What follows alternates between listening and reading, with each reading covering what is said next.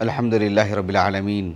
وبہ نستعین وصلی اللہ وسلم علی سید الانبیاء والمرسلین وعلی آلہ واصحابہ اجمعین ومن تبعہم باحسان الی یوم الدین، اما بعد۔ یہ جو نشست ہے ہم طلباء کے لیے بہت ہی اہم اور بہت ہی عزیز ہے، اس اعتبار سے کہ اللہ سبحانہ و تعالیٰ کی توفیق، اس کے فضل و کرم سے ہم اللہ رب العالمین کی شریعت کو پڑھتے پڑھاتے ہیں، اور اللہ سبحانہ و تعالیٰ کی شریعت اللہ سبحانہ و تعالیٰ نے اہل علم کے سینوں میں بھی محفوظ رکھے ہیں، اور کتابی شکل میں مدون کر کے بھی اللہ رب العالمین نے محفوظ کر کے رکھے ہیں۔ جہاں تک مسئلہ کتابی شکل کا ہے، اللہ رب العالمین نے دین کی خدمت کا دائرہ بہت وسیع رکھے ہیں۔ اہل علم پچھلی تقریباً 1300 سال سے اگر ہم دیکھتے ہیں تو ان کی جو تالیفات ہیں، تصنیفات ہیں، رسائل ہیں، اجزاء ہیں، اس قدر وافر مقدار میں ہے کہ اس کا احاطہ صرف اللہ رب العالمین ہی کر سکتے ہیں، اس کو صرف اللہ رب العالمین ہی شمار میں لا سکتے ہیں، اس کی گنتی صرف اللہ رب العالمین ہی کے پاس ہے۔ تاہم جو کتابیں ہم تک پہنچ رہی ہیں، بالخصوص جس دور میں میں اور آپ جی رہے ہیں، اس دور میں کتابیں بہت ہی عمدگی کے ساتھ جو ہے مطبوع ہو کر آ رہی ہیں۔ اس کے باوجود بھی ایک کتاب یعنی متعدد مطابع سے چھپ کر آتی ہے، اور کبھی کبھار ایک ہی جگہ سے 2 سے 3 مرتبہ 4 مرتبہ جو چھپ کر کے آتی ہے، اور اس میں کئی ایک اضافے ہوتے ہیں، ایک سطر کبھی کبھی اضافہ ہوتا ہے، کبھی کسی چیز کو درست کیا جاتا ہے۔ تو ایک طالب علم اس سلسلے میں یعنی متنبہ رہے کہ جب کتابوں کی خریداری کی بات آتی ہے، اور بالخصوص اس دور کے جب بات کرتے ہیں، کتاب جہاں PDF شکل میں آ رہی ہے، اس میں بھی جو ہے اس کا لحاظ کرنا ضروری ہو جاتا ہے کہ کتاب جو ہے اس کی تصحیح شدہ ہے کہ نہیں ہے، کہاں سے چھپی ہے، اور جو ہے کس حد تک اس میں جو ہے مطلب تصحیح کا خیال رکھا گیا ہے۔ اس کا فائدہ جو ہے ہی کسی طور پر بھی، جب آپ وہاں سے پڑھتے ہیں، وہاں سے نقل کرتے ہیں، اس کا احالہ کرتے ہیں، اور بالخصوص جب آپ جو ہے اس طرح کی کتابوں کو سامنے رکھتے ہیں تو پچھلی کتابوں میں کہاں کمی بیشی رہ گئی اس کا بھی جو ہے اس میں ذکر رہتا ہے، چاہے وہ عربی کتابیں ہوں، اردو کتابیں ہوں، قدیم کتابیں ہوں، جدید کتابیں ہوں، ہر پہلو سے اس کا لحاظ کرنا چاہیے۔ میں آج کی اس نشست میں جو تمہیدی طور پر جو آپ کے سامنے باتیں رکھی ہیں، بات کو طول نہ دیتے ہوئے میں مختصر طور پر ایک تعارف کرواؤں گا اس موضوع کا، یعنی اس موضوع کی کتنی اہمیت ہے۔ جب سے کتابی یعنی علم جو کتابی شکل اختیار کیا ہے اور اہل علم کی تصنیفات رہی ہیں، میں آپ کو کہہ رہا ہوں کہ 2ری صدی ہجری سے میں آپ کو بتا رہا ہوں، 2ری صدی ہجری کے اواخر سے جہاں سے کتابی جو ہے مطلب کتابی شکل اختیار کی اہل علم کا جو علم ہے، تالیفات اور تصنیفات کا جو ہے مطلب دور شروع ہوا، میں تب سے آپ کو یہ بات بتا رہا ہوں، آج کی اس دور کی بات نہیں ہے۔ جس دور میں یعنی اہل علم نے کتابیں لکھنی شروع کی، اس دور سے میں آپ کو یہ باتیں بتا رہا ہوں۔ اہمیت کے پیش نظر کچھ ایک اقوال آپ کو بتاؤں گا انشاءاللہ، پھر اس کے بعد بطور مثال میں آپ کے سامنے 3 کتابوں کا ذکر کروں گا، ایک امام بخاری رحمہ اللہ کی التاریخ الکبیر، اور امام مالک رحمہ اللہ کے الموطا جو اس سے پہلے کی کتاب ہے، اور اسی طرح سے جو ہے اسحاق بن منصور القوسج رحمہ اللہ المروزی، جنہوں نے امام احمد بن حنبل اور اسحاق بن راہوی رحمہ اللہ اجمعین کہ جو انہوں نے جو ہے مسائل جو مدون کیا، انہوں نے اس کتاب سے متعلق بھی ایک بات آپ کے سامنے رکھوں گا۔ میں سمجھتا ہوں اس سے بات بہت اچھی طرح واضح ہو جاتی ہے۔ میں اپنی بات کا آغاز کرتا ہوں قاضی عیاض رحمہ اللہ کی یہ جو کتاب ہے الالماء فی ضبط الروایت و تقید السماع، یہ جو کتاب ہے الالماء فی ضبط الروایت و تقید السماع، یہ جو کتاب ہے مصطلح الحدیث سے متعلق جو ہے ایک قدیم کتاب ہے، اوائل میں لکھی گئی کتاب ہے، اس حد تک بھی اوائل میں نہیں کہ جو ہے مطلب آغاز ہی یہیں سے ہوا ہو، لیکن آپ سے پہلے کی جو تالیفات رہی ہیں ان کو رکھ کر کے آپ نے ایک حسن ترتیب اور اضافی چیزیں اور افہام و تفہیم کی حد تک بہت مفید کتاب ہے، اور جو علم حدیث پڑھنے والے جو طلبہ ہیں ان کی یہاں تو ایک بالکل معروف کتاب ہے۔ اس سلسلے میں جو مصطلح الحدیث کا ہمارے پاس پاس جو ذہن ہے، آپ مصطلح الحدیث پر جو لکھی گئی کتابیں ہیں ان کتابوں کو پڑھیں گے، بالخصوص تدریب الراوی وغیرہ کو، تو آپ کا ذہن جو ہے بہت وسیع ہوگا کہ کس حد تک جو ہے مطلب اس پر گفتگو ہوتی ہے مصطلح الحدیث سے متعلق. یعنی جو حدیث صحیح کی جو تعریف ہے اس سے متعلقات ہی نہیں، مصطلح الحدیث ایک بہت بڑا موضوع ہے، اور یعنی کس حد تک گفتگو ہوتی ہے اگر اس کی فہرست پڑھیں گے تو آپ کو معلوم ہوگا. میں نے تدریب الراوی کی بطور مثال جو ہے آپ کے سامنے نام لیا ہے. اس میں بھی ایک باب آپ نے قائم کیا ہے کہ باب فی التصحیح والتمریض والتطبیب. اس باب کے تحت قاضی عیاض رحمہ اللہ کی عبارت میں آپ کو پڑھ کر کے سناتا ہوں. بہت دلچسپ ہے، بہت عمدہ ہے، اور میں اپنی بات کا آغاز اسی سے کر رہا ہوں. قاضی عیاض رحمہ اللہ کہتے ہیں کہ اما کتابہ صح، یعنی محدث کا حدیث بیانی میں، روایت میں، کتاب میں حدیث پر جو صح کا جو ہے رمز لکھنا، اما کتابہ صح علی الحرف فهو استثبات لصحة معناه وروايته ولا يكتب صح إلا على ما هذا سبيله إما عند لحقه أو إصلاحه أو تقييد مهمله وشكل مشكله ليعرف أنه صحيح بهذا السبيل قد وقف عليه عند الرواية واحتبل بتقييده. میرے پاس کا جو نسخہ ہے ناشر یہ جو العلماء آپ لوگوں کو میں یہ جو دکھا دے رہا ہوں، اس میں جو ہے اس کا صفحہ نمبر ہے 242. آپ یہاں سے جو ہے نقل کر لیں. قاضی عیاض رحمہ اللہ کہتے ہیں کہ ایک محدث کا حدیث کے آگے جو ہے جو صح وغیرہ لکھتے ہیں، یا ان کی جس طرز کی بھی کوئی بھی تالیف ہو، کوئی بھی کتاب ہو، کسی بھی موضوع پر انہوں نے لکھا ہو، اور اس پر جب وہ صح لکھتے ہیں صادحہ، یہ اس بات کی علامت ہے کہ روایتاً جو ہے اور پھر اس میں جو معانی ہیں سب جو ہے ان کے نزدیک وہ تصحیح شدہ ہیں. اور جو ہے یعنی صح جب تک ایک مؤلف کا، مصنف کا، یا کسی نے اس پر کام کیا ہو، کسی کا اس پر عمل ہو، جب تک اس پر نظر ثانی نہیں ہے، اصل سے مراجعہ نہیں کر لی ہے، تب تک جو ہے اس پر صح کی علامت نہیں ڈالی جائے گی، یہ رمز جو ہے نہیں لکھا جائے گا. یا تو اس میں کسی چیز کا اضافہ ہو، یا اس میں اصلاح ہو، یا جو ہے جو یعنی جو مطلب کوئی چیز محمل ہے، مثلا اس کی انہوں نے تقیید کر دی ہو کہ جو ہے یعنی اس کی نشاندہی کر دی ہو کہ اس کا معنی کیا ہے یا اس سے مراد کون ہے، اور جو ہے اس محمل کو کا اہمال انہوں نے کر دیا ہو. بہرحال یا جو ہے کسی چیز کے پر انہوں نے عبارت لگا دی ہو، یہ ساری طرق ایسے ہیں کہ جو ہے اسی پر جو ہے صح کی علامت لگائی جاتی ہے. یعنی محدثین کے پاس ایک رائج چیز ہے. محدثین کی طرف سے اللہ تعالیٰ کی توفیق، اس کے فضل و کرم سے جو علوم جو ہے صرف امت مسلمہ نے، دنیا نے جو دنیا واقف ہوئی ہے، ان میں سے یہ رموز اور علامات وغیرہ بھی ہیں. تو یہ صح وغیرہ کی جو علامت ہے یہ محدثین کے پاس عام سی بات ہے. ظاہر بات ہے اس جانب توجہ دلا رہے ہیں کہ طالب علم کو متنبہ رہنا چاہیے کہ آپ جب کسی کتاب کو لیتے ہیں، کسی کتاب کو حاصل کرتے ہیں، یا کسی کے مطلب رسائل وغیرہ یا کسی کے علوم کو آپ لیتے ہیں اور کتابی شکل میں ہو، اور اس میں جو ہے اس طرح کے علامات ہوں، وہ اس بات کی دلیل ہوتی ہے. اور پھر اس بات پر بھی توجہ دلائی گئی کہ یہ علامات یوں ہی نہیں جو ہے مطلب داخل کر دی جاتی ہیں، ایک عمل ہوا ہے تبھی جا کر کے علامت لگائی جاتی ہے، پھر جا کر کے آپ اس کو لیں گے تو آپ کے پاس اس کی ایک قیمت بن جائے گی اس کی. یہ جو ہے قاضی عیاض رحمہ اللہ نے کہا ہے. ایک معروف کتاب اہمیت بتانے کے لیے میں آپ کو بتا رہا ہوں،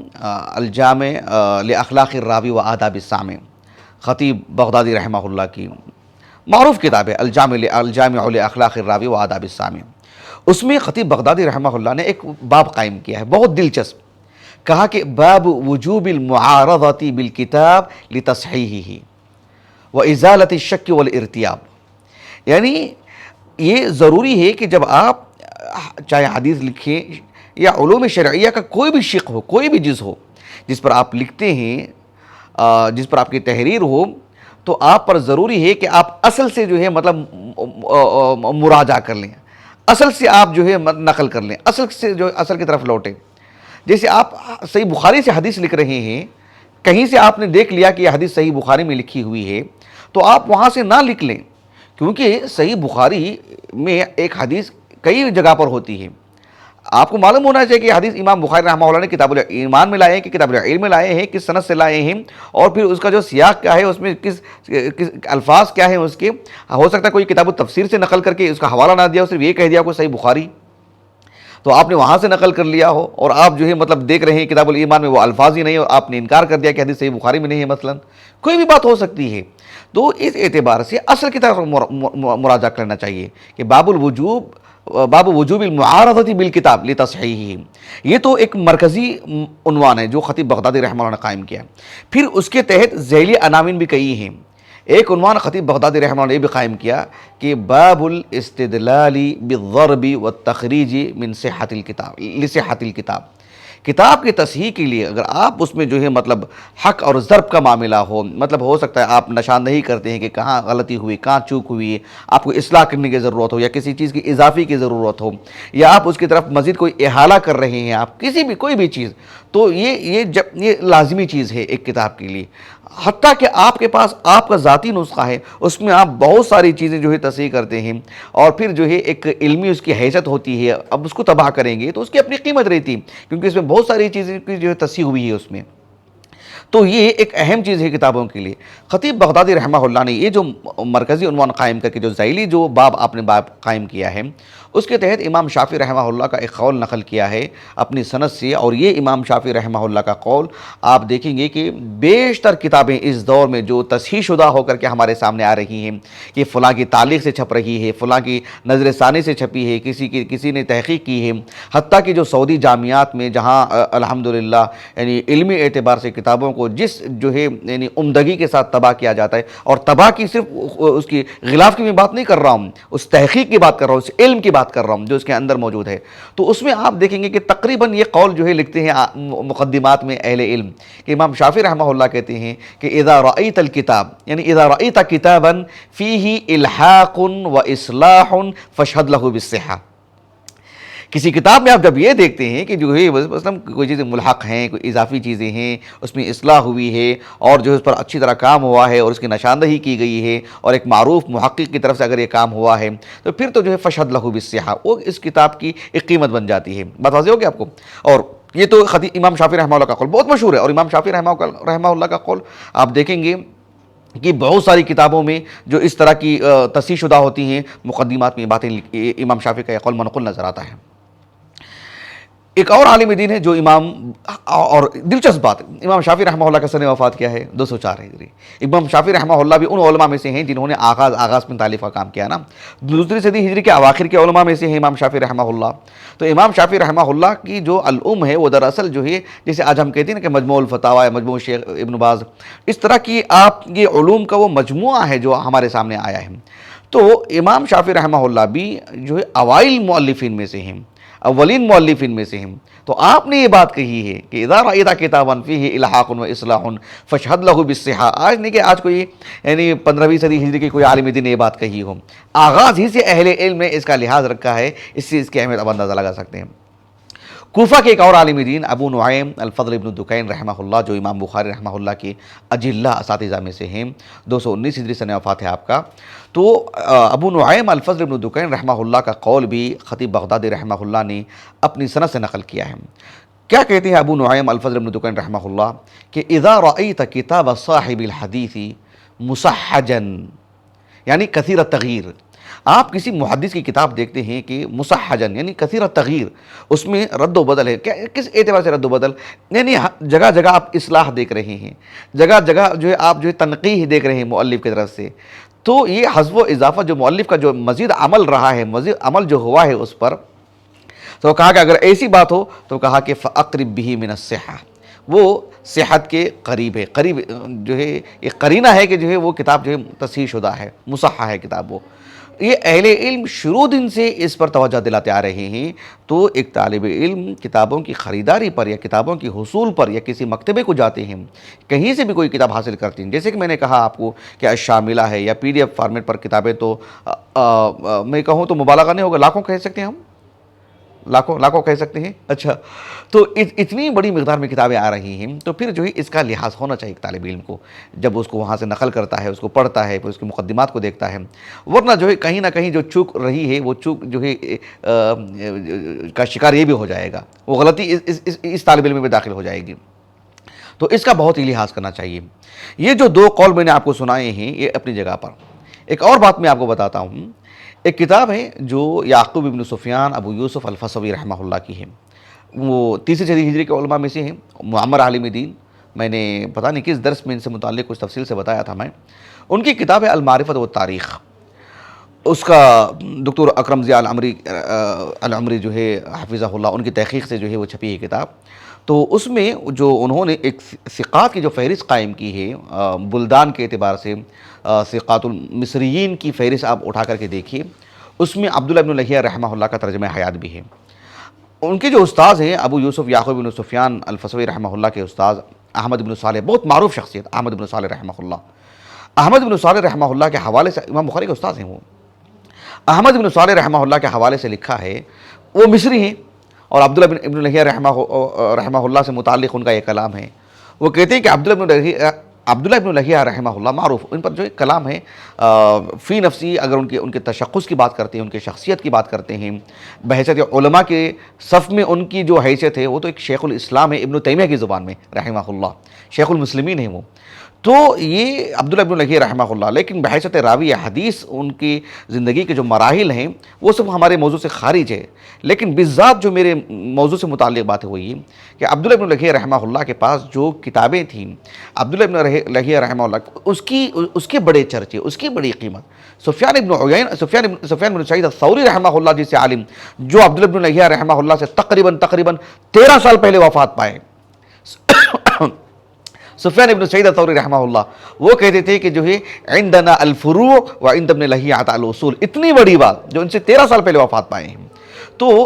عبداللہ ابن لہیعہ رحمہ اللہ کے پاس کی جو کتابیں ہیں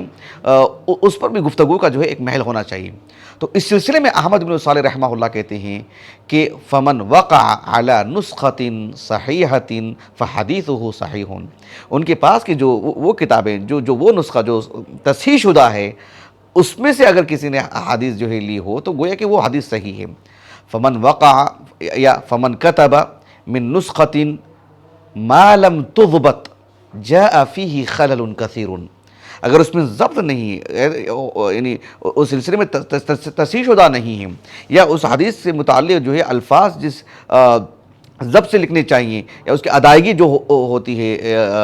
وغیرہ وغیرہ، عبارت لکھنے کی جو بات آتی ہے، یا حدیث کہاں سے لی گئی ہے، کس سے لی گئی ہے، کن الفاظ سے لی گئی ہے، ان سب کی اگر رعایت نہیں کی گئی ہے تو پھر ظاہر بات ہے اسی اعتبار سے وہ آگے جاتی جائے گی، وہ پھر اس میں ایک طرح کا خلل رہ جائے گا، اغلاط رہ جائیں گی. یہ بات کہی احمد بن صالح رحمہ اللہ نے عبداللہ ابن لہیعہ رحمہ اللہ کے حدیث کا جو نسخہ تھا یا ان کی جو کتابیں تھیں اس سے متعلق. بہرحال آپ دیکھو کہ جو قدیم علماء ہیں، بالخصوص قدیم علماء سے مراد اگر میں کہوں جو حافظ ابن حجر ہیں 9ویں صدی ہجری کے، یا 7ویں صدی ہجری کے امام ذہبی ہیں، میں 2 نام لے رہا ہوں بس 2 صدی کے اعتبار سے، ورنہ 7ویں صدی ہجری کے، 6ویں صدی ہجری کے، بالخصوص 8ویں 9ویں صدی ہجری کے جو علماء ہیں بڑی مقدار میں، تو ان کے پاس جو ہے کئی اصحاب علم کی کتابیں تھیں نا ان کے پاس. تو آپ دیکھو سیر اعلام نبلاء اٹھا لیجئے، یا حافظ ابن حجر رحمہ اللہ کی خود فتح الباری کو آپ لے لیجئے، جگہ جگہ پر ہم دیکھتے ہیں کہ اس طرح کے کلمات ملتے ہیں کہ نقلتہ من نسخة صحیحة بخط المؤلف، اس طرح سے، یعنی اس کا لحاظ، یعنی ہم نے یہ کہاں سے مؤلف کا جو نسخہ ہے ان کے پاس کا جو ان کا ذاتی تصحیح شدہ نسخہ ہے جو انہوں نے تصحیح کی اپنی وہاں سے ہم نے نقل کی ہیں. کتنا لحاظ رکھا دیکھے علماء نے اس سلسلے میں. آپ کو اس طرح کے اقوال ملیں گے کہ جو ہے مطلب نسخة صحیحة علیہا خطوط العلماء، یا جو ہے نسخة صحیحة ومقروءة من الحفاظ المتقنین، اس طرح کی چیزیں کہ جو ہے جو حفاظ ہیں، متقنین ہیں، انہوں نے جو ہے اس نسخے کو پڑھا ہے، وہاں سے نقل کیا ہے، اور ان کے پاس ان کو پڑھ کر کے سنایا گیا ہے، انہوں نے اطمینان کا اظہار کیا ہے، ہم اس نسخے سے جو ہے اس کو لے رہے ہیں. کتنی اہمیت بڑھ جاتی ہے اس کی. تو یہ اس طرح کے کلمات ہمیں بتاتے ہیں کہ جو ہے تصحیح شدہ نسخہ جو ہے یعنی غیر معمولی اس کی اہمیت ہے. جس حد تک ہم تک وہ تصحیح شدہ نسخہ پہنچا ہے اس حد تک اس کا لحاظ ہونا چاہیے. آگے بھی کام ہو رہا ہے تو وہ آگے کی بات ہے، لیکن جس حد تک ہم کوشش کر سکتے ہیں اس کا لحاظ کرنا چاہیے. کبھی کبھار ایسا ہوتا ہے کہ جو کتاب ملتی ہی نہیں سرے سے، جو ہے ٹھیک ہے لے لیا ہم نے، لیکن اس کا لحاظ ہونا چاہیے کہ اس پر کام ہوا ہے نہیں ہوا ہے، کس نوعیت کا کام ہوا ہے، کس نے کام کیا ہے. اس سب کا بہت اثر پڑتا ہے ایک طالب علم کے علم پر. یہ کچھ سمجھ لیجئے کہ ایک مقدمات تھیں، یہ کچھ میں نے اہمیت بتانے کے لیے یہ باتیں کہی ہیں۔ اب میں آپ کو جو ہے 3 مثالیں دیتا ہوں۔ سب سے پہلے امام بخاری رحمہ اللہ کی یہ جو التاریخ الکبیر ہے، اس کو میں سامنے رکھ کے آپ کو مثال دیتا ہوں۔ ہم جانتے ہیں کہ خطیب بغدادی رحمہ اللہ نے، آپ بعد میں پڑھ لیجئے گا، ضرور پڑھیے گا آپ، یہ جلد نمبر 2 دیکھ رہے ہیں آپ، تاریخ بغداد، جو دکتور بشار عواد معروف حافظہ اللہ ان کی تحقیق سے چھپی ہیں، اس میں امام بخاری رحمہ اللہ کا جو ترجمہ حیات ہے، آپ دیکھو امام بخاری رحمہ اللہ کی سیرت پر کتنی کتابیں لکھی گئی ہیں، بے شمار۔ اور ہمارے پاس ہی کافی کتابیں ہیں امام بخاری کی رحمہ اللہ کی سیرت پر لکھی گئی کتابیں، لیکن امام بخاری رحمہ اللہ کی سیرت پر لکھی گئی جو کتابیں ہیں نا، آپ ان کو پڑھیں گے تو اس میں جو آپ کو امام بخاری رحمہ اللہ کی، چاہے ان کے صغر سنی کی بات ہو، بچپنا ہو ان کا، ان کے والدہ کے ساتھ وہ جو گئے وہ ہوں، یا جو ہے پھر وہ کہاں کہاں رحلات کیے، پھر ان کی تالیفات سے متعلق باتیں، ان کے اساتذہ، ان کا علم و فضل، ان کے اخلاق، اور امام بخاری تقریباً یہ جو باتیں ملتے ہیں نا، اس کا ایک بڑا مظہر تاریخ بغداد ہے۔ یہ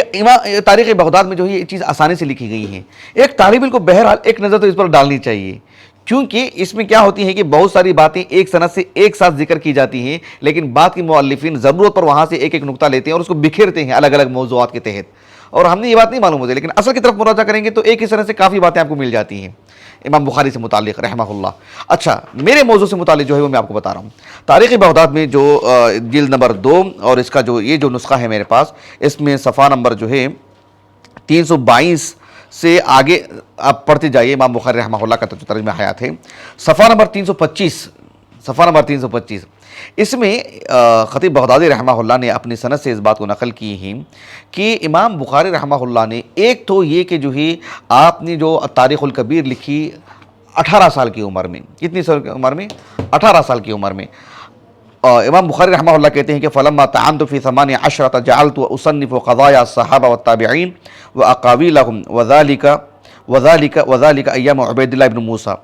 وصنفت کتاب التاریخ اذ ذاک عند قبر الرسول صلی اللہ علیہ وسلم فی اللیالی المقمرہ وقال قل اسم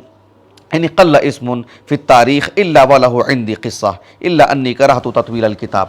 امام بخاری رحمہ اللہ نے یہ جو یعنی 18 سال کی عمر میں، 18 سال کی عمر میں کا مطلب کیا ہوگا؟ عبید اللہ بن موسیٰ رحمہ اللہ کا انتقال کب ہوا؟ عبید اللہ بن موسیٰ بن مختار کا 213 ہجری کو۔ امام بخاری رحمہ اللہ کے جو اساتذہ کے جو طبقات ہیں، 5 طبقات، اس میں طبقہ الاولیٰ میں جو ہے ان کا نام جو ہے آتا ہے عبید اللہ بن موسیٰ کا۔ تو لگ بھگ سمجھ لیجیے 18 سال کی عمر امام بخاری رحمہ اللہ کے اس وقت 212 213 ہجری کے آس پاس۔ تو اس وقت امام بخاری رحمہ اللہ نے تاریخ الکبیر لکھی کہنے کے بجائے یوں کہہ سکتے ہیں کہ آغاز کیا امام بخاری رحمہ اللہ نے۔ اور امام بخاری رحمہ اللہ سے متعلق دوسری سند سے جو بات نقل کی ہے خطیب بغدادی رحمہ اللہ نے، اس میں ہے کہ امام بخاری کہتے ہیں صنفتہ 3 مرات، میں نے تاریخ الکبیر کو 3 مرحلوں میں لکھا۔ یعنی کیا مطلب ہے 3 مرحلوں میں لکھا؟ اس سلسلے میں یہ جو امام بخاری رحمہ اللہ کی جو تاریخ الکبیر ہے 3 مرحلوں میں لکھا، اس کا مطلب یہ ہے جیسا کہ یہ جو کتاب دیکھ رہے ہیں آپ، موضح اوہام الجمع والتفریق، اس میں امام بخاری رحمہ اللہ سے متعلق بھی کچھ اوہام جو ہے نقل کیے ہیں خطیب بغدادی نے رحمہ اللہ۔ تو شیخ عبد الرحمن ابن یحییٰ المعلمی رحمہ اللہ نے جو اس پر تحقیق کی ہے، وہ تحقیق تو ہمارے پاس یہاں نہیں ہے، یہ ان کی تحقیق نہیں ہے، یہ دکتور جو ہے یعنی عبد المعطی امین قلعجی کی ہے، ان سے متعلق بھی آگے بتاؤں گا میں آپ کو انشاءاللہ۔ تو شیخ کیا نام بول رہا تھا میں؟ شیخ عبد الرحمن ابن یحییٰ المعلمی رحمہ اللہ، انہوں نے اس کا یہ معنی بتایا کہ صنفتہ 3 مرات والی جو بات ہے وہ یہ ہے کہ امام بخاری رحمہ اللہ نے یعنی اس کتاب کو لکھا اور جو ہے اہل علم کی جو ہے مطلب خدمت میں پیش کیا، اور یہ کتاب عام ہوئی، مقبول ہوئی، اس کا اپنا ایک اس کی اپنی ایک تاریخ ہے کہ اس کتاب کی کیا قیمت ہے اہل علم کے پاس۔ لیکن امام بخاری رحمہ اللہ نے جو پھر اس میں ایک مرحلہ آیا کہ حذف و اضافہ کیا آپ نے اس کی ترتیب میں وغیرہ وغیرہ، پھر امت کے سامنے پیش کیا آپ نے، پھر ایک مرحلہ آیا اپنی وفات سے پہلے بھی اس پر کام کر رہے تھے۔ یعنی امام بخاری رحمہ اللہ کا انتقال ہوا 250 پر 6 ہجری کو، 256 ہجری کو، اور امام بخاری رحمہ اللہ نے لگ بھگ آغاز کیا تھا 212 213 ہجری کے آس پاس میں، تو وہاں سے لے کر کے اپنی وفات کے قریب تک بھی امام بخاری رحمہ اللہ اس پر کام کر رہے تھے۔ یعنی اب تک تو یہی ہم سنتے آ رہے تھے کہ تاریخ الکبیر امام بخاری رحمہ اللہ نے کب لکھی؟ 18 سال کی عمر میں لکھی، یقیناً آغاز، اور آپ نے امت کے سامنے پیش بھی کیا اس کو، اور وہ کتاب اس وقت آگے پیش بھی کی گئی۔ لیکن جو ہے امام بخاری رحمہ اللہ نے اس پر اکتفا نہیں کیا، حذف و اضافہ ہوتا رہا، کام ہوتا رہا، تصحیح ہوتی رہی، اس پر نظر ثانی فرماتے رہے امام بخاری رحمہ اللہ، حتیٰ کہ اپنی وفات سے پہلے تک. میں آپ کو بتاتا ہوں، کچھ مثالیں دے کر کے میں آپ کو بتاتا ہوں. دیکھیے میں نے جو بات آپ کے سامنے کہی ہے، ایک دلچسپ بات یہ ہے کہ یہ جو موضح اوہام الجمع والتفریق ہے، اس میں خطیب بغدادی رحمہ اللہ نے امام بخاری رحمہ اللہ کے بھی اوہام کو جو ہے اجزا کیا ہے. اس سلسلے میں یہ جو محقق ہیں دکتور عبد المعطی امین قلعجی، یہ الدکتور ہیں، تو کیا انہوں نے علم حدیث میں دکتورہ کیا ہے، یا جو ہے علوم شرعیہ میں سے کسی حصے پر انہوں نے دکتورہ کیا ہے، یا یہ طبیب ہیں کہ دکتور ہیں؟ یہ ایک مستقل موضوع ہے، اس پر گفتگو کی ضرورت ہے. اور ان کی تحقیق کا علمی دنیا میں کتنا معیار ہے، کتنی حیثیت ہے، کیونکہ کئی کتابوں کے محقق ہیں، خود ہمارے پاس ان کی کئی کتابیں ہیں جو ان کی تحقیق سے چھپی ہیں. تو ان کی تحقیق کا معیار کیا ہے وغیرہ، علم حدیث وغیرہ پر شیخ البانی وغیرہ رحمہ اللہ نے ان پر لکھا ہے. تو جو ایک موضوع کے تحت کبھی ہم گفتگو کر سکتے ہیں، چونکہ عام طور پر جو ہے یہ کتابیں ہی کسی کی نظر سے نہیں گزرتی جہاں جس ماحول میں ہم گزر رہے ہیں، چاہیے جائے کہ اس کے محقق پر ہم گفتگو کریں. لیکن جب ضرورت پڑے گی، جہاں ایسا ماحول بنے گا، تو میں کچھ باتیں بتاؤں گا انشاءاللہ، وہ ہمارے موضوع میں فی الحال داخل نہیں ہیں. لیکن انہوں نے اس کتاب پر جو مقدمہ لکھا ہے، یقیناً وہ مفید ہے، اس میں کوئی دو رائے نہیں ہے. اس سلسلے میں آپ نے ایک دلچسپ بات کہی ہے جو میرے موضوع سے متعلق ہے، وہ یہ کہ امام بخاری رحمہ اللہ کے جو التاریخ الکبیر ہے، جسے امام بخاری نے کہا نا کہ صنفتہ ثلاث مرات، 3 مرحلے میں جو امام بخاری نے لکھا، یعنی حذف و اضافہ کیا. جیسے کہ شیخ عبد الرحمن ابن یحییٰ المعلمی کے حوالے سے میں نے کہا کہ یہ کتاب PDF شکل میں مل جائے گی آپ کو، موضح اوہام الجمع والتفریق، جو شیخ المعلمی کی تحقیق سے بھی چھپی ہے، اس کا مقدمہ ضرور پڑھے گا آپ. تو اس میں انہوں نے یہ لکھا ہے کہ امام بخاری رحمہ اللہ نے 3 مرحلوں میں گویا کہ حذف و اضافہ کرتے ہوئے امت کے سامنے پیش کیا. تو یہ جو قلعجی ہیں، انہوں نے ایک بات یہ لکھی کہ التاریخ الکبیر جو امام بخاری رحمہ اللہ کی ہے، وہ چونکہ زندگی کے متعدد مراحل سے گزرتے ہوئے آگے بڑھی ہے، امام بخاری رحمہ اللہ کی وفات سے پہلے تک بھی اس پر کام ہوا ہے. ایسے میں خطیب بغدادی رحمہ اللہ کو جو نسخہ ملا ہے، وہ امام بخاری رحمہ اللہ کی زندگی کا آخری نسخہ نہیں ملا آپ کو. امام بخاری رحمہ اللہ کا جو ہے وہ نسخہ التاریخ الکبیر کا، جس سلسلے میں دیکھو یہاں پر میں ایک نام بتاتا ہوں آپ کو، ابو احمد محمد ابن احمد ان کا نام ہے.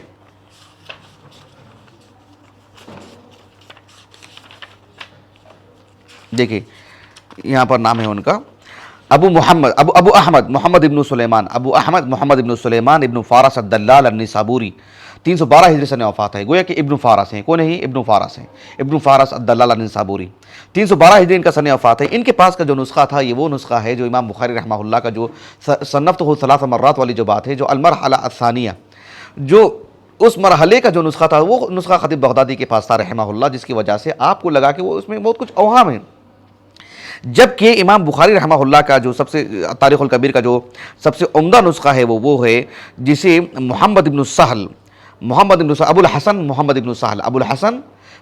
ابن سہل جو امام بخاری سے روایت کرتے ہیں، یہ نسخہ جو ہے سب سے معتبر نسخہ مانا جاتا ہے. اور ہمارے پاس جو تاریخ الکبیر ہے، آپ دیکھیے اس کی پہلی روایت آپ دیکھیے جو اللہ کے رسول کی سیرت سے جو آپ نے شروع کیا ہے. دیکھیے میں آپ کو پڑھ کے بتاتا ہوں.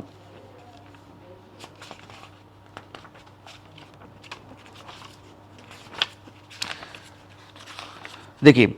یہ تاریخ الکبیر جو ہے، اس کی پہلی جلد ہے، اور یہ ایک اچھا نسخہ ہے ہمارے پاس. اس سلسلے میں جو پہلی روایت ہے جو اللہ کے رسول کی سیرت سے جہاں سے آپ نے آغاز کیا ہے، آپ دیکھو امام بخاری رحمہ اللہ کے جو استاذ ہیں وہ ہیں، یعنی وہ ابو الحسن محمد بن سہل الفسوی المقری قراءة علیہ بفسا من بلاد فارس قال حدثنا ابو عبد الله محمد بن اسماعیل بن ابراہیم البخاری الجعفی بالبصرہ سنة 46 و200 سنة 46 و200 246 ہجری کو. یہ سمجھ رہے ہیں آپ اس بات کو؟ یہ کون ہے؟ محمد ابن سہل ہیں. تو یہ جو نسخہ ہے سب سے معتبر نسخہ، اور امام بخاری رحمہ اللہ سے بالکل آخری دنوں میں جو ہے آپ نے امام بخاری رحمہ اللہ سے پڑھا ہے یہ. تو یہ نسخہ خطیب بغدادی رحمہ اللہ کے پاس اللہ عالم نہیں تھا قلعجی کی تحقیق کے اعتبار سے. تو یوں کہنے کا مقصود یہ ہے کہ جو تصحیح شدہ نسخہ ہو ہمارے پاس، تو جو ہے یہ سب چیزیں نہیں آتی نا. موضح اوہام الجمع والتفریق میں امام بخاری رحمہ اللہ سے جو اوہام جو آپ نے بیان کی ہیں، یقیناً وہ کل کے کل صحیح نہ ہو تو اکثر تو اس میں سے نکل سکتے ہیں، اگر آخری کا جو نسخہ اگر امام بخاری کا ہو. تو یہ جو ہے بات آپ نے کہی ہے. اور ہمارے پاس جو روایت کر امام بخاری رحمہ اللہ سے وہ محمد بن سہل ہی ہیں. اور کس سن میں روایت کر رہے ہیں, وہ کس سن پڑھا انہوں نے امام بخاری سے؟ 213 ہجری کو لکھنے میں آغاز کیا امام بخاری نے, یا اس سے پہلے لکھنے کا آغاز کیا امام بخاری رحمہ اللہ نے. اور جو ہے 246 ہجری کی بات ہے, اس وقت قرات کی انہوں نے امام بخاری رحمہ اللہ نے. بلکہ صرف 246 ہجری کی بات نہیں, 246 ہجری کے بعد بھی امام بخاری رحمہ اللہ اس کتاب پر کام کر رہے تھے. اس کی سب سے واضح دلیل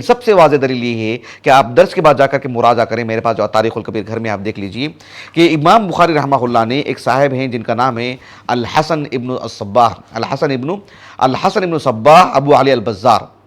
الحسن ابن صباح البزار, الحسن ابن صباح البزار. آپ ان کا ترجمہ حیات اٹھا کے دیکھیں, 240 پر 9 ہجری سن وفات ہے ان کا سن وفات کیا ہے؟ 240 پر 9 ہجری سن وفات ہے. ایک اور صاحب ہیں حسین ابن عیسیٰ ابو علی البستامی, غالباً ان کا نام ہے بستامی. حسین ابن کیا کہا؟ حسین ابن عیسیٰ. تو ان کا سن وفات 40 پر 7 ہجری ہے. اور ان سے پہلے کا جو میں نے نام لیا 240 پر 9 ہجری ہے. یہ جو دو نام جو ذکر کیے ہیں, جو فائدہ ہم کو پہنچایا ہے, یہ ہے کہ دکتور عبداللہ ابن منصور ایک محقق ہیں جن کی تحقیق سے جو ہے وہ ایک کتاب چھپی, تحقیق سے نہیں, وہ مؤلف ہیں. وہ ان کی جو کتاب ہے کہ منہج الامام البخاری رحمہ اللہ فی التعلیل, منہج الامام البخاری رحمہ اللہ فی التعلیل من خلال کتابہ التاریخ الکبیر. اس کتاب, تو اس کے مقدمے انہوں نے یہ فائدہ پہنچایا ہے, یہ دو نام وہیں سے مجھے ملے ہیں. تو کہنے کا مقصود یہ ہے کہ امام بخاری رحمہ اللہ کا جو عمل رہا ہے, حالانکہ 246 ہجری کو انہوں نے سنا ہے, جبکہ اس کتاب میں 247 اور 249 ہجری میں وفات پانے والے روات کا بھی نام ہے. تو اس سے اندازہ لگائیے کہ امام بخاری رحمہ اللہ کا کام کہاں تک پھیلا ہوا ہے. تو تصحیح شدہ نسخے کی کتنی اہمیت ہے, یہ میں آپ کو بتانا چاہ رہا ہوں جو میرے موضوع سے داخل ہے. یہ گفتگو رہی التاریخ الکبیر سے متعلق. یہ جو کتاب میں نے ابھی بتایا آپ کو, منہج الامام البخاری فی التعلیل من خلال کتاب التاریخ الکبیر, اس کتاب کے مصنف کا نام جو ہے کیا ہے؟ دکتور احمد ابن عبداللہ, نہیں دکتور عبداللہ نام ہے, دکتور احمد ہے نا, دکتور احمد عبداللہ ابن منصور, یا دکتور عبداللہ ابن منصور, دکتر عبداللہ ابن عبداللہ ابن منصور, ایسے کچھ نام ہے ان کا. کیونکہ یہ جو سعودی جامعات سے یا حکومت سعودیہ کے تحت جو اہل علم ہیں, یا وہاں سے جو کتابیں چھپتی ہیں, محققین کی اتنی لمبی فہرست ہے کہ سب کے نام اور ان کا سے متعارف ہونا ایک بڑا مشکل کام ہے. اس وجہ سے تھوڑی دشواری ہوتی ہے. معروف جو محققین ہیں ان کے نام زبان زد رہتے ہیں, لیکن جو ایک ایسے محققین جو کسی سے ایک کتاب آ رہی ہے, یا کسی سے صرف ایک کتاب چھپ کے آئی ہے, تو ان کے نام جو ہے جلدی یاد نہیں رہتے ہیں. تو یہ مسئلہ تھا تاریخ الکبیر سے متعلق. ایک بات ہو گئی. ایک دوسری مثال میں آپ کو دیتا ہوں, بہت واضح مثال, اور آپ کے علم میں بھی ہوگی یقیناً. یہ جو امام مالک رحمہ اللہ کی جو الموطا ہے, یہ وہ نسخہ ہے, یہ کتنے 5 جلدوں والا ہے نا, جو امام مالک رحمہ الموطا للامام مالک بھی روایاتی ہے ثمانیہ. امام مالک رحمہ اللہ, جی کیا نام ہے؟ احمد عبداللہ احمد منصور, جزاک اللہ خیراً. تو مؤلف کا نام کیا ہے؟ اور جو وہ کتاب ہے منہج الامام البخاری رحمہ اللہ فی التعلیل من خلال کتابہ التاریخ الکبیر, احمد عبداللہ احمد منصور حفظہ اللہ. اچھا, دوسری کتاب سے متعلق بات کرتے ہیں, امام مالک رحمہ اللہ کے الموطا سے متعلق. یہ بات تو ہم نے ہمارے کئی اساتذہ سے ہم نے سنا ہے, اور کئی کتابوں میں ہم نے پڑھا ہے کہ اور بالخصوص اس پس منظر میں یہ بات پیش کی جاتی ہے کہ اللہ سبحانہ و تعالیٰ کی کتاب کے علاوہ ہر کتاب, یعنی اس میں اس کا تقاضا ہے کہ جو اس میں حذف و اضافہ ہو, نظر ثانی ہو, سوائے اللہ کی کتاب سے متعلق. اسی لیے ہر کتاب کا مقدمہ پڑھ کر کے دیکھو, اس میں مؤلف یہ کہتے ہیں کہ جو ہے ہم نے اس میں یہ نظر ثانی کی, یہ اضافہ کیا, یہ تصحیح کی, وغیرہ وغیرہ. لیکن قرآن جب آپ آغاز سے پڑھتے ہیں کہ کہا کہ ذالک الکتاب لا ریب فیہ, پہلی ہی آیت میں بات بتا دی گئی کہ جو اس میں کسی حذف و اضافے کی کسی چیز کی ضرورت نہیں ہے. کتاب اللہ کے علاوہ کسی کتاب سے متعلق یہ ادعا نہیں کیا جا سکتا ہے. بہرحال, تو امام مالک رحمہ اللہ کے الموطا سے متعلق ہم نے کئی اصحاب علم سے سنا کہ جو ہے آپ نے اس پر 40 سال لگائے. آپ نے بھی سنا ہوگا, بہت مشہور بات ہے,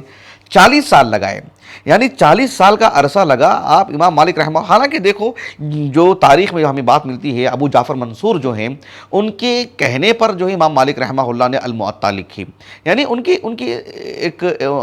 درخواست تھی اور ان کا جو ہے معاملہ تھا کہ جو ہے یعنی حکومتی طور پر جو ہے ایک ایسی کتاب آئے شرعی طور پر ایک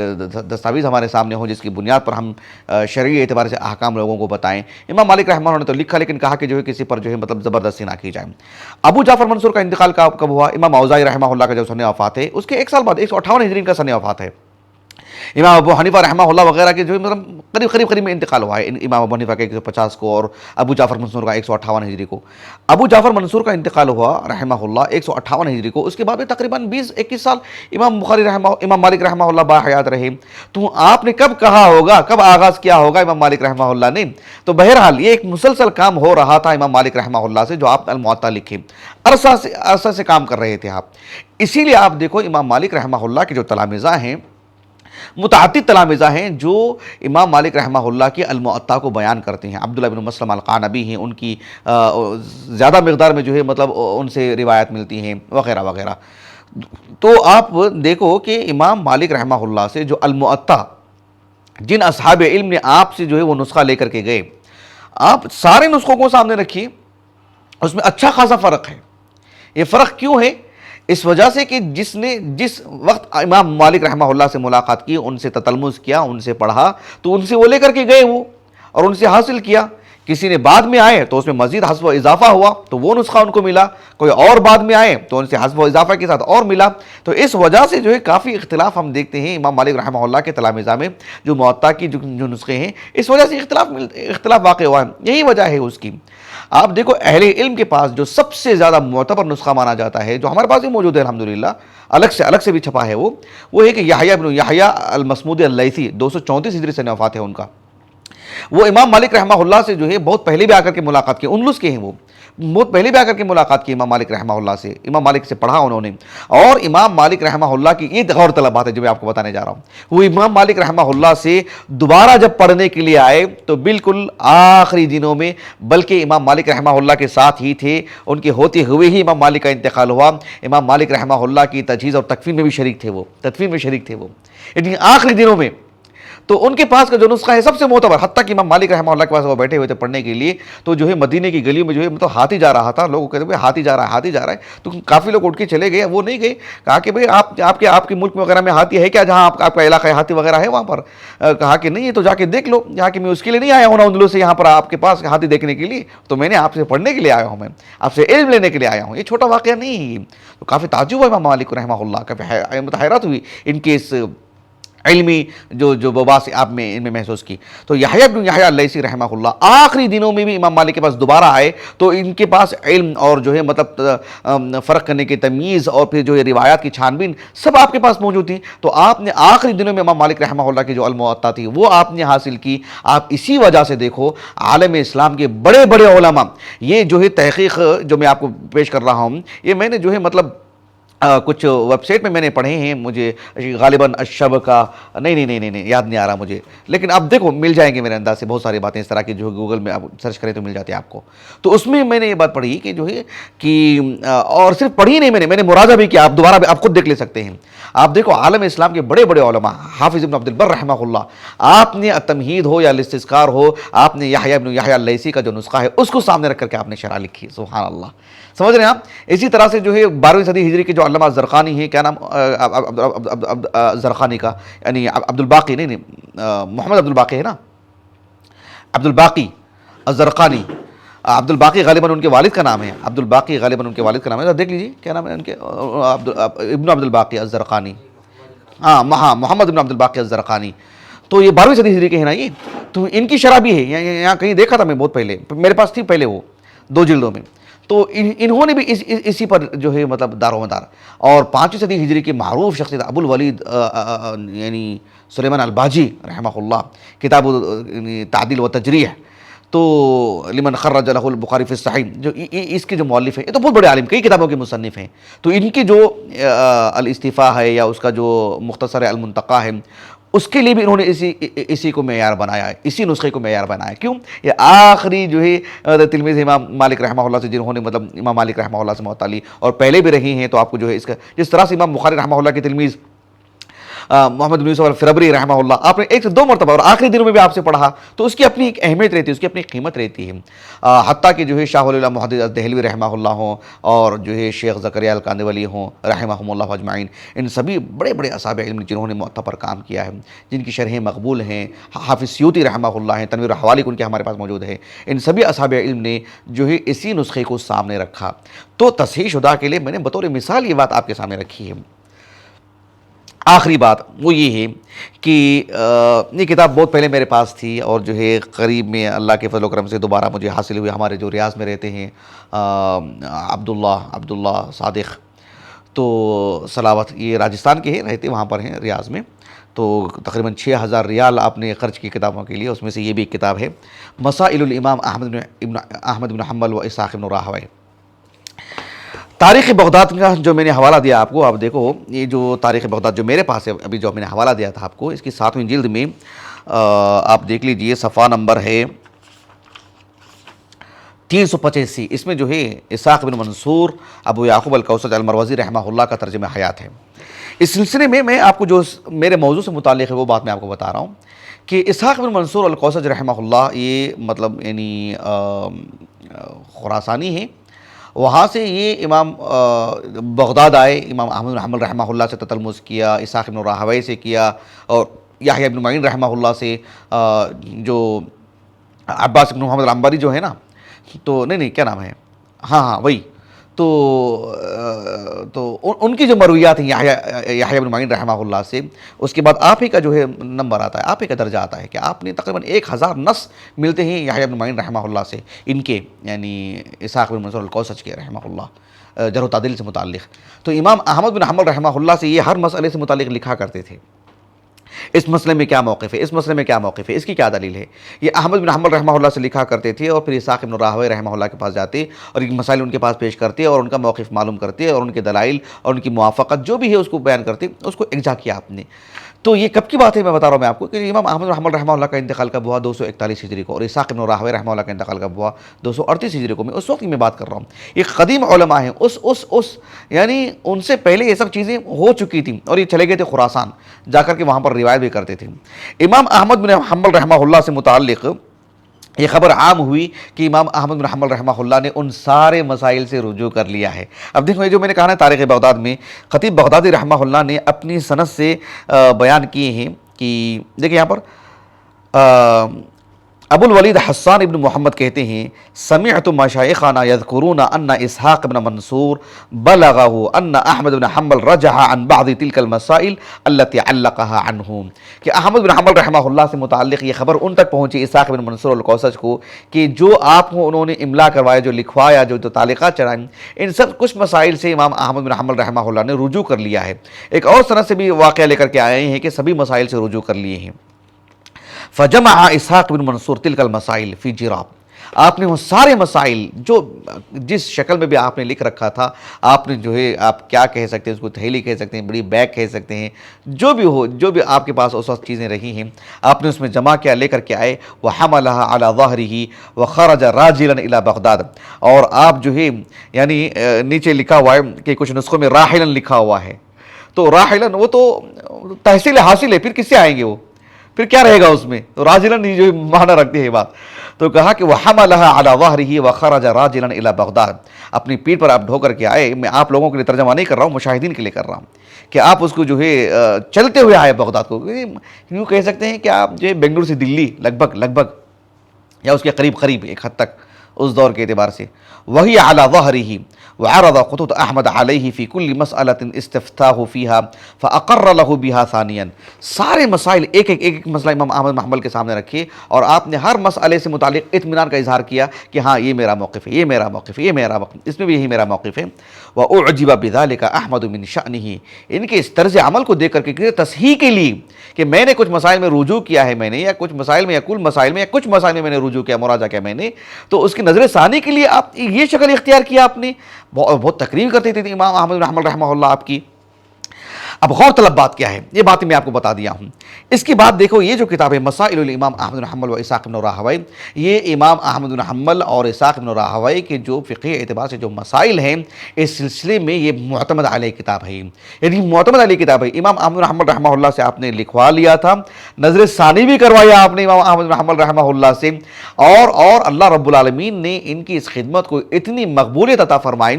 آپ دیکھو ایک عظیم عالم دین امام ابو عیسیٰ ترمذی رحمہ اللہ، آپ نے اپنی سنن سے متعلق آپ کے علل اٹھا کر کے دیکھو، آپ نے اس میں نشاندہی کی کہ ہماری اس کتاب نے ہم نے امام احمد بن حنبل اور اسحاق بن راہوی سے جو بھی آپ کے فقہی آراء کو ہم نے جو ہے نقل کیا ہے، سوائے غالباً کتاب الحج یا کچھ اور کتاب کا نام آپ نے لیا ہے، کہ ان دو ایک کتابوں کے علاوہ سبھی جو ہے مطلب علوم مطلب جو سنن کی جو ترتیب ہے ہماری، کہیں بھی ہم نے امام احمد بن حنبل اور اسحاق بن راہوی سے ہم نے جو نقل کیا ہے وہ میں نے جو ہے اسحاق بن منصور الکوثر سے جو مطلب سن کر کے جو میں نے لیا ہے، یعنی اللہ تعالیٰ نے اسی شہرت عطا کہ اندازہ لگائیے آپ۔ اور پھر اور دیگر اصحاب علم نے بھی آپ کو یہ جو کی آج جو کتاب چھپی ہے یہ اس مراجعے کے بعد ہی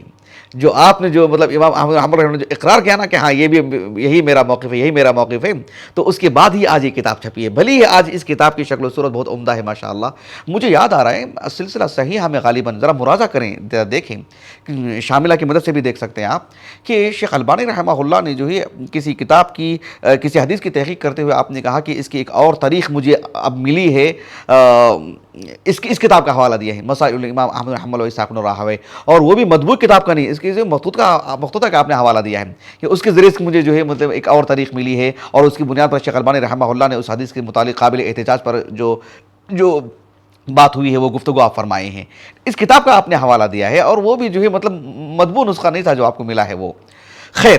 تو یہ تصحیح شدہ سے متعلق ہی یہ بھی گفتگو جو میں نے آپ کے سامنے کی ہے۔ اس طرح کی مثالیں آپ کو 50 کتابوں میں مل جائیں گی۔ میں نے کچھ اہم معروف جو جسے عامت الناس بھی جاننے لگیں ان کتابوں کو، یہ تو عامت الناس غالباً نہیں جانتے ہیں، لیکن امام مالک رحمہ اللہ کے الموطا اور تاریخ الکبیر بھی تقریباً لوگ جاننے لگے ہیں۔ تو یہ خلاصہ کلام نہیں ہے کہ ہم جو بھی کتاب ہم پڑھتے ہیں، لیتے ہیں، کرتے ہیں، پیسہ تو صرف ہو ہی رہا ہے اور کتاب حاصل ہو ہی رہی ہے، یا کہیں بھی ہم دیکھتے ہیں تو اس کے جو ماہرین ہوتے ہیں، کتابوں سے متعلق جو خبیر ہوتے ہیں، ان حضرات سے ضرور تعلق رکھنا چاہیے، ان سے پوچھنا چاہیے کہ ہم یہ کتاب حاصل کر رہے ہیں یا یہ کتاب پڑھنے جا رہے ہیں، اس سلسلے میں معتبر نسخہ کون سا ہے، محقق نسخہ کون سا ہے، قابل اعتبار کیا ہے۔ یہ لیں گے ایک طالب علم تو کیا ہے کہ وقت بچے گا، اور جو ہے صحیح چیزیں ملیں گی، وہاں سے آپ نقل کریں گے تو اس کا ایک اعتبار ہوگا، اور آپ اس کتاب سے نقل کر کے اگر آپ اس طبعات کا حوالہ دیتے ہیں، اس محقق کا حوالہ دیتے ہیں، اس کی قیمت بڑھ جاتی ہے، اس کی اہمیت بڑھ جاتی ہے، اطمینان بڑھ جاتا ہے۔ ان سب چیزوں کا خیال کرنا چاہیے۔ یہ جو ہے ایک طالب علم کے لیے بہت بڑی بات ہے یہ، اور دین کے تحفظ میں اس کا بہت اثر ہوتا ہے۔ اللہ تعالیٰ سے دعا ہے کہ اللہ رب العالمین ہمیں جو ابھی باتیں بیان کی گئی ہیں ان سب کا شریعت کے تحفظ کے لیے، شریعت کو بیان کرنے کے لیے، اس کا لحاظ کرنے کی، رعایت کرنے کی اللہ تعالیٰ توفیق عطا فرمائیں، اور اللہ تعالیٰ ہمیں وسائل عطا فرمائیں اور اس کے لیے آسانی عطا فرمائیں۔ اللہ تعالیٰ سے دعا ہے کہ اللہ رب العالمین ہماری اس نشست کو، ہمارے اساتذہ، ہمارے والدین، ہمارے کل معاونین، مشاہدین، ہماری اہلیہ کے لیے، ہمارے فرزندان کے لیے، ہمارے لیے اللہ تعالیٰ ذخیرہ آخرت کرے، اور ہمارے جو خاص معاونین ہیں، حافظ ابو عوانہ، سید عبد المتین ابن منیر، فضل صالح آخر جامعہ محمدیہ کے طالب علم، اور عمر ابن الیاس جو وہ بھی فضل صالح آخر کے طالب علم جامعہ محمدیہ کے، اللہ تعالیٰ ان کو علم نافع عطا فرمائے، اس کا بہترین اجر عطا فرمائے۔ سبحانک اللہم و بحمدک، اشہد ان لا الہ الا انت، استغفرک و اتوب الیک۔